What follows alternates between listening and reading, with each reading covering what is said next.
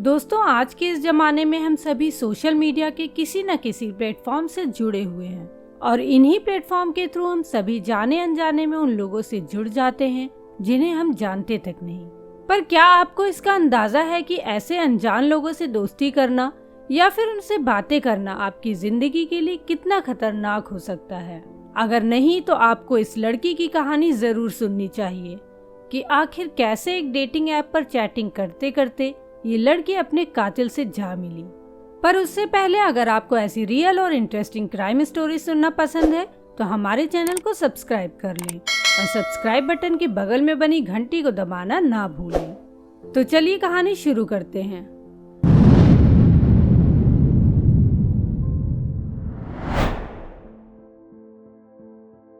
दोस्तों, ये कहानी शुरू होती है इंग्लैंड शहर के एसेक्स से। एसेक्स शहर के एक छोटे से कस्बे विकफोर्ड में ग्रेस मेलन नाम की एक लड़की रहा करती थी। ग्रेस का जन्म 2 दिसंबर 1996 में हुआ था। ग्रेस के पिता डेविड एक कंस्ट्रक्शन कंपनी चलाते थे और ग्रेस की मां जिलियन एक हाउसवाइफ थी। ग्रेस के 2 बड़े भाई भी थे, यानी कि ग्रेस अपने परिवार की इकलौती और सबसे छोटी लड़की थी। अब जैसा कि हम सभी जानते हैं दोस्तों कि परिवार के सबसे छोटे बच्चे का मान जान बहुत होता है, तो यहाँ भी यही हाल था। ग्रेस को सभी बहुत लाड प्यार करते थे, जिसकी वजह से उसका बचपन काफी अच्छा गुजरा था। साल 2018 में ग्रेस लिंकन यूनिवर्सिटी से ग्रेजुएट होती है। ग्रेस को घूमने का बहुत शौक था, पर पढ़ाई की वजह से वह कहीं घूमने नहीं जा पाती थी।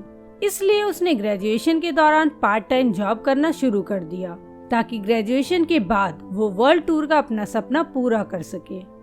और जब 2018 में उसका ग्रेजुएशन कंप्लीट हुआ, तब तक उसने इतने पैसे बचा लिए थे कि वो एक लंबे हॉलिडे पर आराम से जा सकती थी।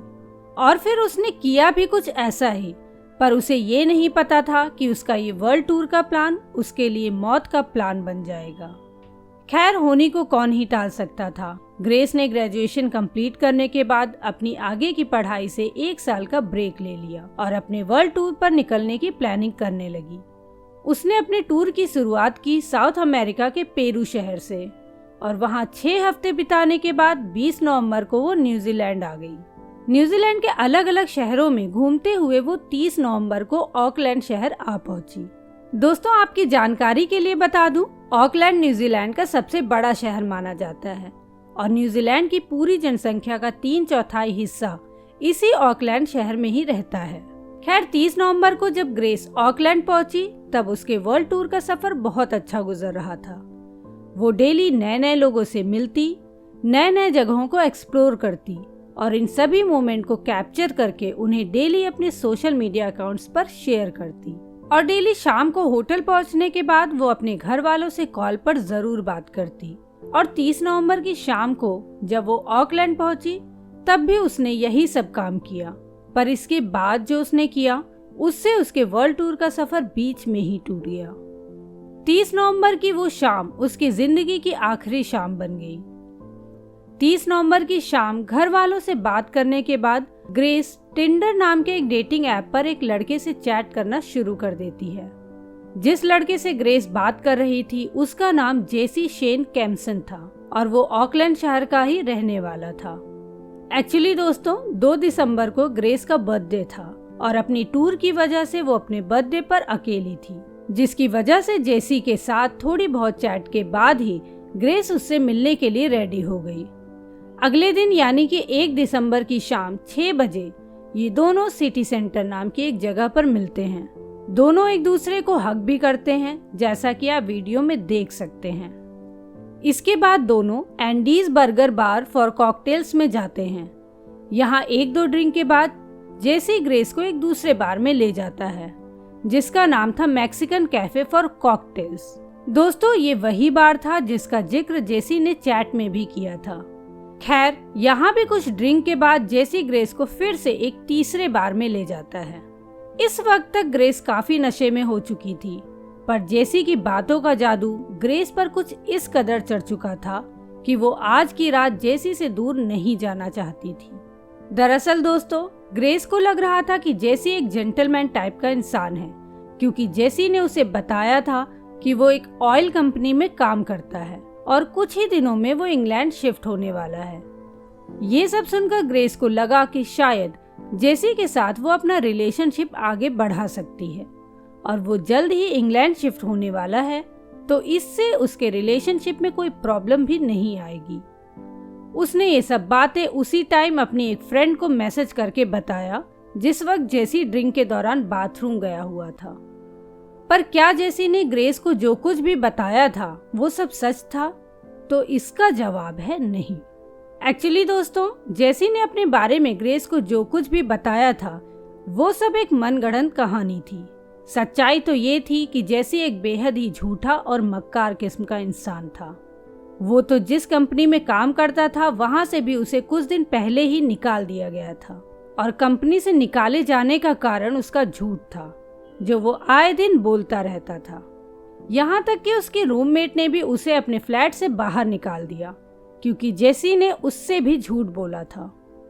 बट ग्रेस को तो उसकी ये सच्चाई पता नहीं थी। उसने अपने बारे में जो कुछ भी बताया ग्रेस ने वो सब सच मान लिया।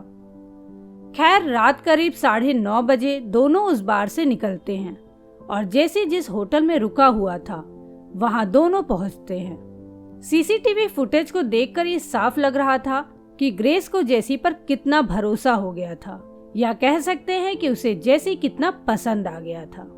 दोनों एक दूसरे की बाहों में बाहें डालकर होटल की लॉबी में एंट्री करते हैं और फिर ग्रेस आखिरी बार लिफ्ट में जेसी के साथ दिखाई दी।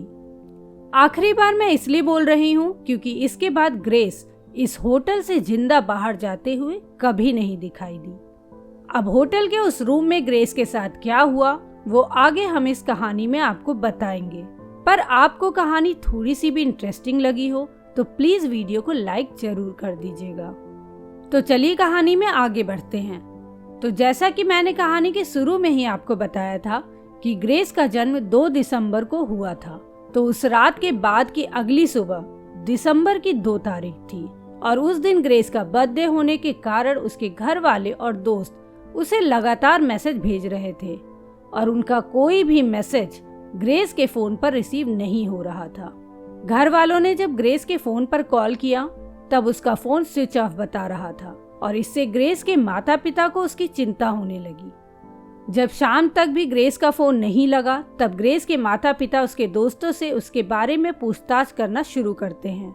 ग्रेस जब बार में जेसी के साथ बैठी हुई थी उस टाइम उसने अपनी जिस दोस्त को जेसी के बारे में बताया था उसने उस रात की सारी कहानी ग्रेस के माता पिता को बता दी। साथ ही ग्रेस का भेजा हुआ मैसेज भी उन्हें दिखाया। इसके बाद ग्रेस के माता पिता पुलिस में ग्रेस के लापता होने की रिपोर्ट दर्ज कराते हैं और उन्हें ग्रेस का भेजा हुआ वो मैसेज भी दिखाते हैं और फिर यहाँ से शुरू होती है ग्रेस को खोजने की मुहिम। पर इन सब कार्रवाई में 2 से 3 दिन गुजर जाता है और उस 2 से 3 दिन के दौरान जेसी क्या कर रहा था चलिए पहले वो जान लेते हैं। तो 1 दिसंबर की रात ग्रेस जेसी के साथ उसके होटल आती है। दोनों पूरी रात जेसी के रूम में ही गुजारते हैं। नेक्स्ट डे 2 दिसंबर जिस दिन ग्रेस का बर्थडे था उस दिन सुबह 8 बजे जेसी फिर से होटल की लिफ्ट में दिखाई देता है, पर इस बार ग्रेस उसके साथ नहीं होती। वो अकेला ही होटल से बाहर निकलता है और पास के एक सुपरमार्केट में जाता है और वहां से एक बड़ी सी सूटकेस खरीदकर वापस अपने होटल आ जाता है। इसके बाद फिर से वो करीब 8:30 बजे होटल से बाहर निकलता है और पास के एक सुपरमार्केट जाता है। वहां से वो रूम क्लीनिंग का सामान खरीदता है और वापस अपने होटल रूम में आ जाता है। इसके बाद वो 4 बजे एक टैक्सी लेता है और एक कार रेंटल शॉप पर जाता है और वहां से एक कार रेंट पर लेता है। दोस्तों, अभी तक जेसी ने जो भी शॉपिंग की थी उससे आप सबको लग रहा होगा कि जेसी ने ग्रेस को मार दिया होगा और अपने कमरे की साफ सफाई और ग्रेस की लाश को सूटकेस में डालकर उसकी लाश को ठिकाने लगाने के लिए कार रेंट पर लेने आया है। और कुछ हद तक तो ये बात सही भी है, पर लाश ठिकाने लगाने से पहले जेसी एक टिंडर डेट पर जाता है। पर इस बार वो जिस लड़की से मिलने आया था वो थोड़े ही देर में वहां से निकल जाती है, या कह ले जेसी से पीछा छुड़ाकर भाग जाती है क्योंकि जेसी उससे कुछ अजीब तरह से बातें कर रहा था।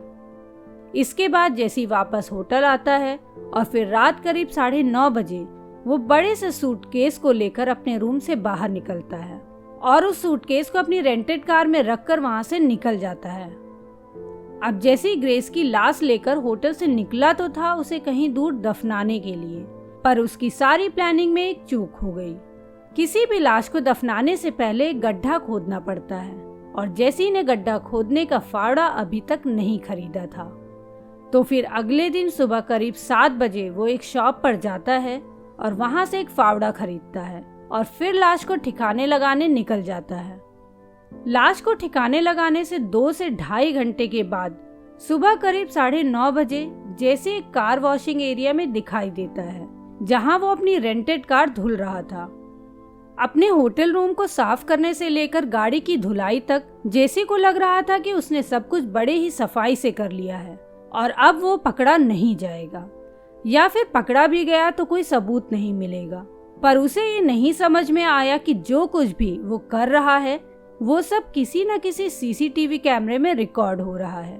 और जब पुलिस इस केस की छानबीन में घुसी तो इन्हीं सीसीटीवी कैमरों की मदद से वो आराम से जेसी तक पहुंच गए। दरअसल दोस्तों, ग्रेस जिस जगह जेसी से मिली थी वो ग्रेस के होटल से मात्र 5 से 10 मिनट की दूरी पर था और उस रास्ते पर हर जगह सीसीटीवी कैमरे लगे हुए थे। तो ग्रेस की रूट को ट्रैक करने में पुलिस को ज्यादा मेहनत नहीं करनी पड़ी और सिटी सेंटर पहुंचने के बाद ग्रेस किससे मिली और उसके साथ कहां गई, क्या क्या किया और वो दोनों कहां रुके, वो सब सीसीटीवी में रिकॉर्ड था।